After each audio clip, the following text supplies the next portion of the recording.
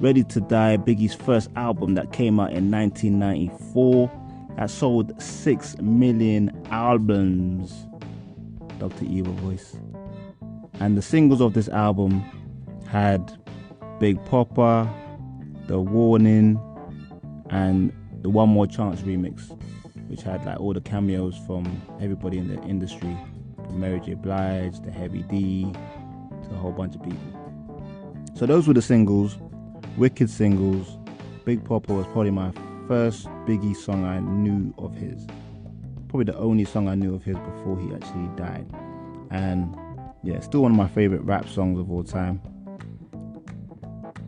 I think for most people actually in the club, that song comes down, that first din it, yeah, that is a good night if that comes on in the club.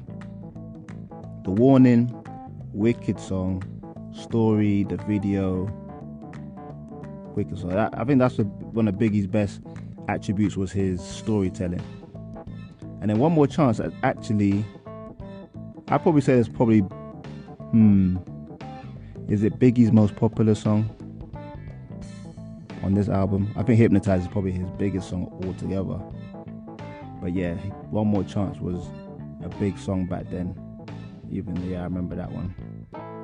But to the album, let's get into the album, because the intro starts with a really cool, like almost the birth of Biggie, a reenactment.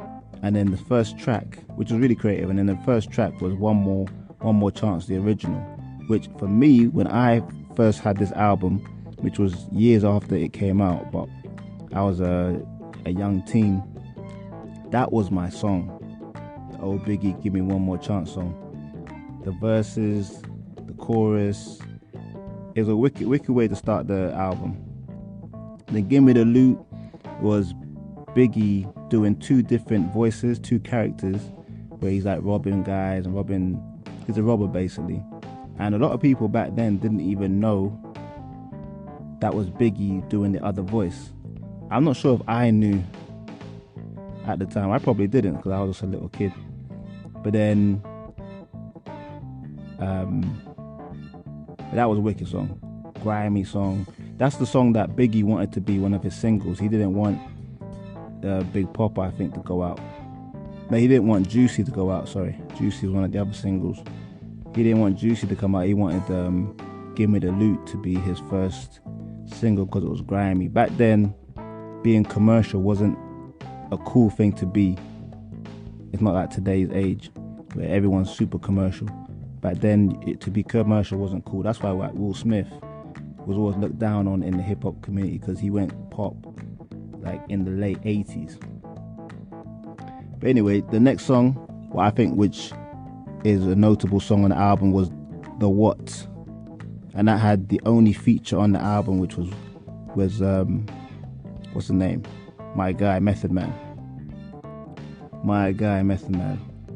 He was on that song. So him and Biggie went back and forth on that. And Me and My Bitch, sorry for the cursing, but the B word, yeah, that song was wicked. So that's one of my favorite songs on the album. Again, it's storytelling. Biggie, very good at storytelling.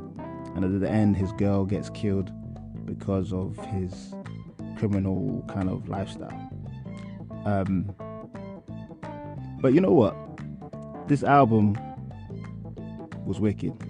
But the last track, Suicidal Thoughts, Suicidal Thoughts, I still think that it was before its time, and an unbelievable song.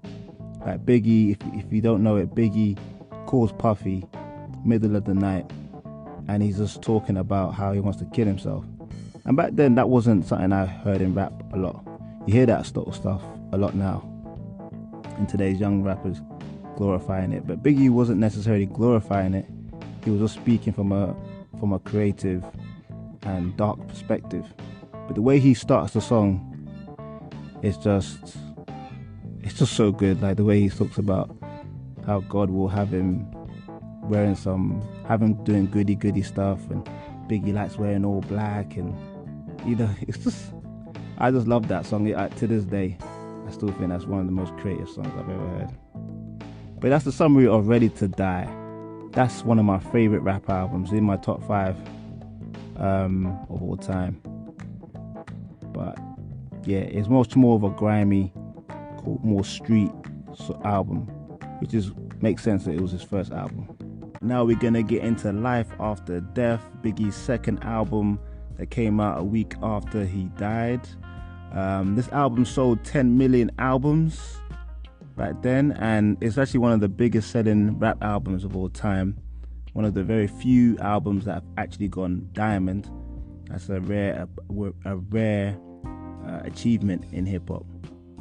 But the singles of this one were obviously Hypnotized, probably Biggie's biggest song, Mo Money, Mo Problems, which wasn't my favorite type of song, to be honest, even though it was a big tune with Mace and stuff.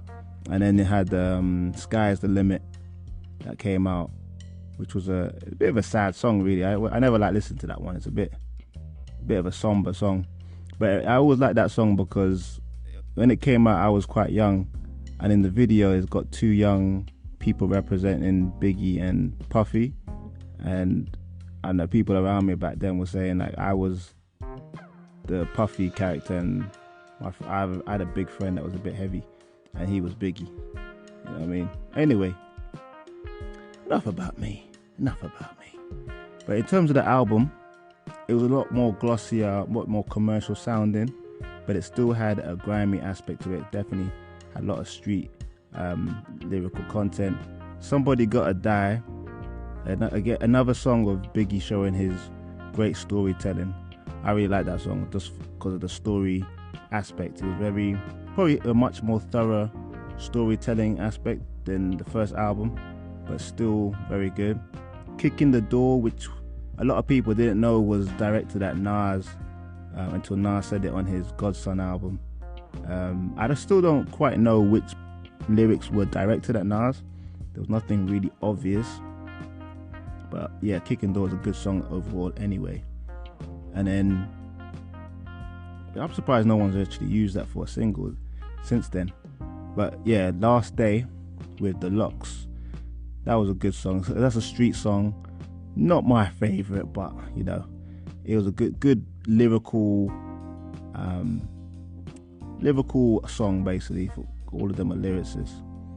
I love the Dough, that was featuring Jay-Z.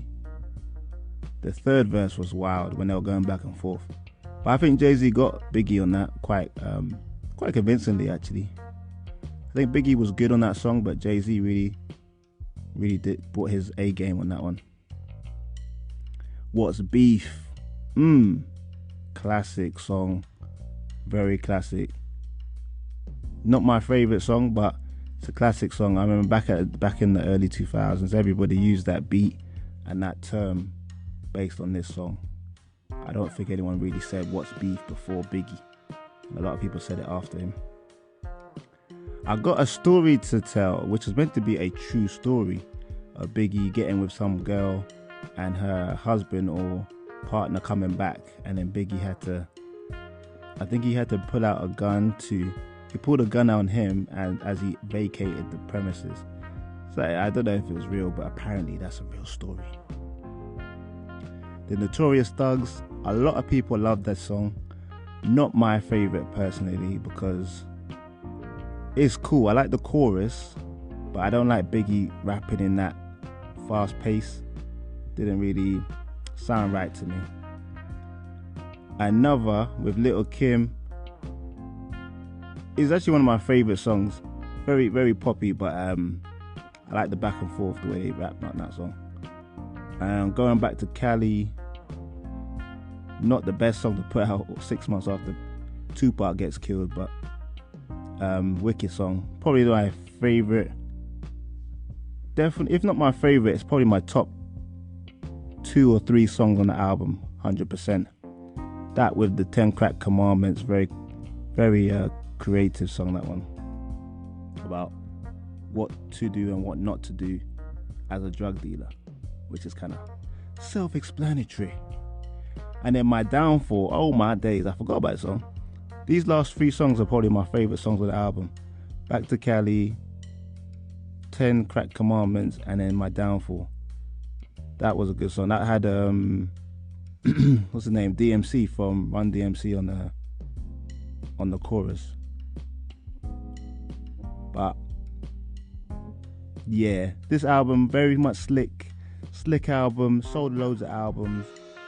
Most people say this is the better album, but I would say it's not. But it's two different albums, to be fair. First one's grimy, second album is glitzy, double CD.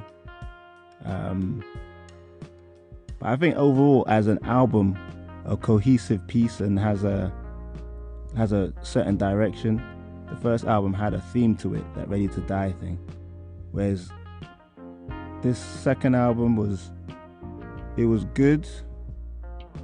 I had a lot of hits, still very lyrical, but I think overall it had a much more cohesiveness. The first one, and maybe the lack of features on the first album made it much more consistent as well. Whereas this one had the Lox, had Jay-Z, had Lil' Kim, had who else? Had quite a few people on it. Puffy rapped on it as well. Mace. But yeah, album bit biased because Ready to Die is in my top 5 rap albums of all time. At one point, it was my favorite album. But Biggie's Life After Death, definitely a strong album. But yeah, I don't know. That's my opinion. What's your opinion, people? Let me know in the comments. Let me know which album is your favorite and why. And let me know what your favorite song is as well. Alright. This is Fresh Hip Hop Opinion. Peace and love.